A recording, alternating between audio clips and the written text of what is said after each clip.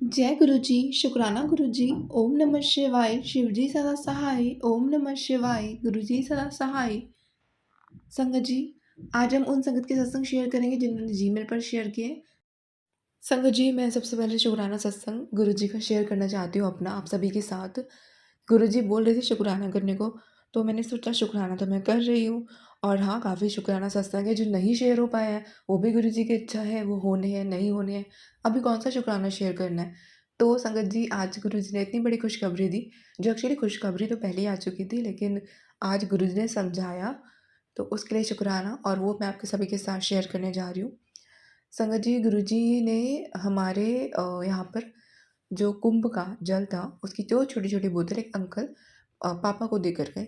तो जब वो जल आया तो पहले तो हम खुश कि मतलब जल आया, आज तक तो ऐसा कभी हुआ नहीं।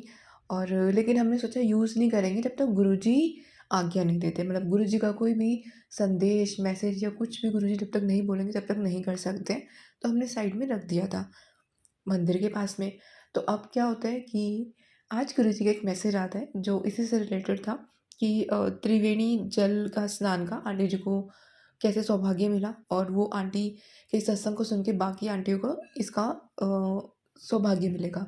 तो कुछ इस तरह से थंबनेल था और मैंने स्टार्ट कर दिया। अब मुझे उसे सुन के याद आया कि हाँ, गुरुजी ने कुंभ स्नान के लिए कुछ चीज़ें बोली थी, लेकिन वो कर ही नहीं पाए ऐसा कुछ। और अब तो कुंभ का स्नान हो गया है, मतलब यही सब चला दिमाग में। और कोई मैसेज भी शायद था, वो भी सुनना था, तो मैंने ये सुना। अब सुनते-सुनते पहले आंटी जी ने बताया कि आंटी जी को बहुत मैसेज आ रहे थे कुंभ स्नान के, लेकिन आंटी बोलते हैं कि मेरा तो ऐसा कुछ हो ही नहीं सकता, हम तो बाहर ही नहीं जाते, कहाँ हम जाएँगे कुंभ का। तो जो ज़्यादातर जो मैसेज आते हैं वो मेरी लाइफ़ से रिलेटेड आते हैं। मैं गुरुजी से यही पूछ रही थी, मतलब वो सोच रही थी कि बार-बार ऐसे मैसेज क्यों आ रहे हैं, मैं तो जा ही नहीं पाऊँगी। तो संगत जी, आंटी बताते हैं बाद में कि उनके घर पे ही जल की जो बोतलें हैं वो कोई देता है, मतलब उनके घर पे ही वो जल आ जाता है कुंभ का। तो जैसे ही उन्होंने ये लाइन शेयर की, तो मुझे समझ आ गया ये सत्संग किस लिए है।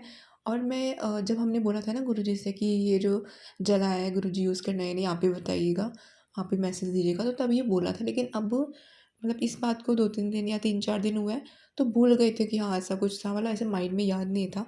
तो जब ये मैसेज आया तब भी वो क्लिक नहीं हुआ, लेकिन जैसे ही आंटी ने ये बात बोली तो याद आया कि अरे हाँ, ये तो गुरुजी ने जवाब दिया है। तो शुक्राना गुरुजी, आंटी ने बताया, आंटी ने जल से स्नान किया है। Thank you so much, thank you, thank you, thank you Guruji. आपने एकदम एग्ज़ैक्ट जो हमारा क्वेश्चन था उसको बिल्कुल क्लियर शब्दों में आपने उसका जवाब दिया है। Thank you so much. क्योंकि थोड़ा-सा अब सोचते हैं कुछ चीज़ करनी है या नहीं करनी है, कई बार गलतियाँ हो जाती हैं, तो सब चीज़ें थोड़ा-सा सोच के करनी चाहिए, गुरुजी की आज्ञा से करनी चाहिए। क्योंकि संगत जी, गुरुजी को पता है कि कौन संगत कुंभ में आ सकती है, नहीं आ सकती है, हेल्थ इश्यूज़ होते हैं, नहीं आ सकते। गुरुजी जानते थे कि ये नहीं आ पाएँगे, इसलिए घर बैठे ही उन्होंने जल भिजवा दिया। शुक्राना गुरुजी।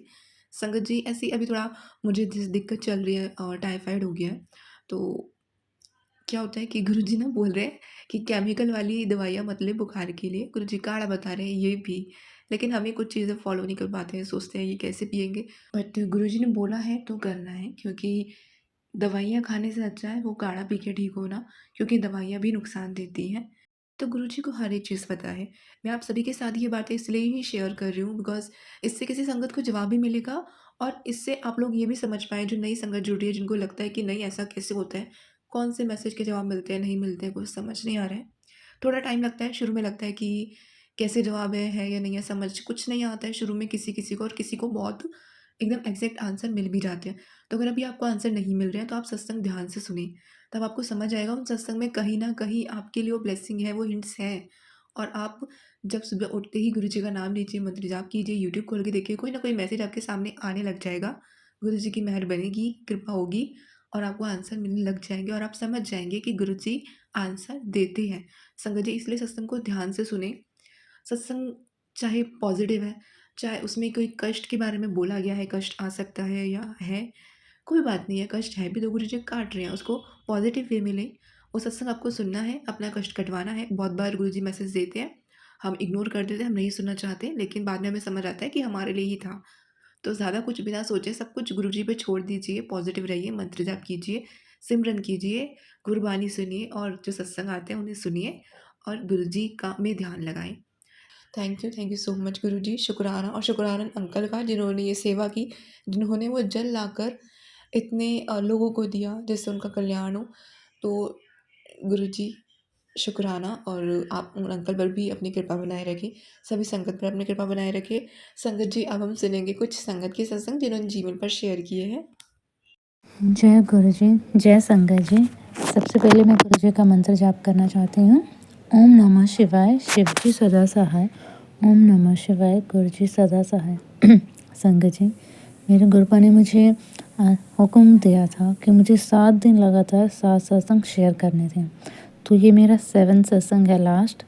इससे पहले जो मेरे 6 सत्संग थे वो मैंने आंटी जी को भेज दिए हैं, और आंटी जी ने वो शेयर भी कर दिए हैं आधे उसमें से। तो मैं आंटी जी का भी बहुत बहुत धन्यवाद करना चाहती हूँ।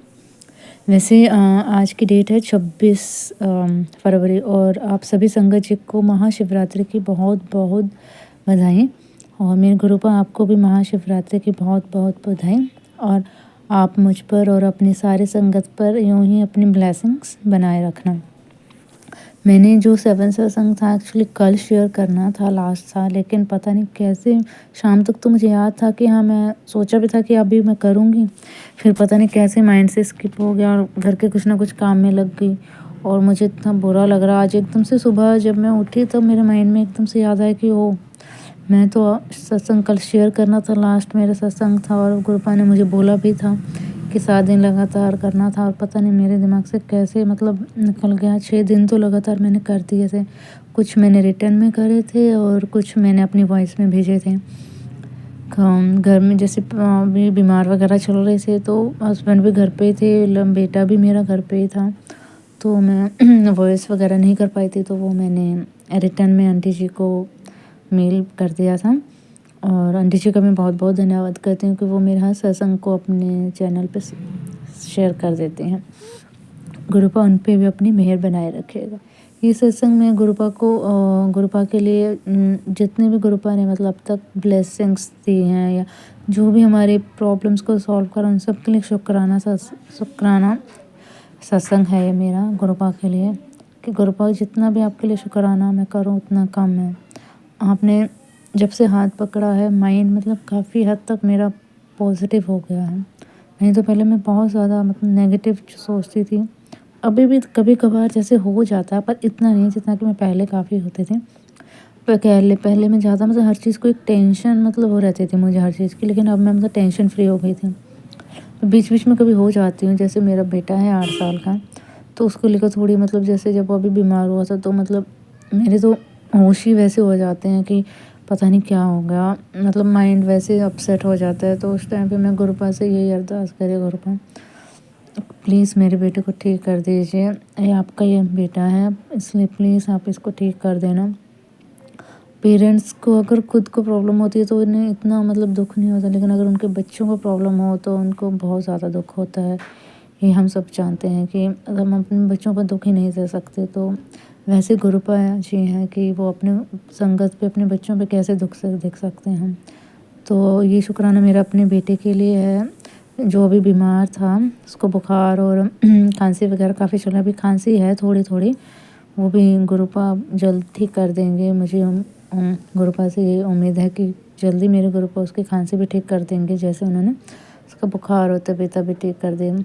तो जैसे 1 हफ्ते से उसका खाना पीना काफ़ी कम हो गया था, उसको वोमिटिंग वगैरह हो रही थी, उसको मन भूख भी नहीं लगा, ज़बरदस्ती एक दो करके खिलाते थे उसको, बाइट वगैरह खाने की, या दलिया वगैरह, कुछ भी ब्रेड वगैरह, जो भी उसको मतलब, क्योंकि उसको दवाई देनी होती थी तो फिर थोड़ा उसको देना पड़ता था खाने के लिए। उसका मन तो नहीं होता, लेकिन ज़बरदस्ती।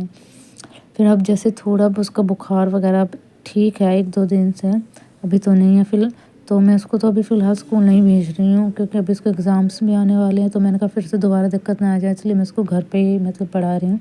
रिवीजन ही चल रही है उनके स्कूल में, तो मैंने कहा फिर भेज के कोई फ़ायदा नहीं, दोबारा बीमार हो जाए तो क्या फ़ायदा पेपरों में। मैं गुरुपा से अब यही अरदास करती हूँ, गुरुपा प्लीज़ अपने बेटे की रक्षा करना, उसकी हेल्थ प्लस करना, और बाकी हमारे मेरी भी, मेरे हस्बैंड के, परिवार के, अपने इस पूरी संगत की हेल्थ प्लस करना गुरुपा, और अपनी मेहर यूँ ही बनाए रखना। तो मेरा ये सत्संग 7वां जो गुरुपा ने बोला था उसके लिए पहले माफ़ी भी मांगती हूँ कि मैं इसको कल शेयर करना था लेकिन मैं आज नहीं कर पाई, उसके लिए बहुत बहुत माफ़ी मांगते हैं गुरुपा। और संगत जी महाशिवरात्रि की फिर से आप सबको बधाई। और मैं अभी गुरुपा का मंत्र जाप बोलना चाहती हूँ। ओम नमः शिवाय, शिव जी सदा सहाय। ओम नमः शिवाय, गुरु जी सदा सहाय। जय गुरु जी संगत।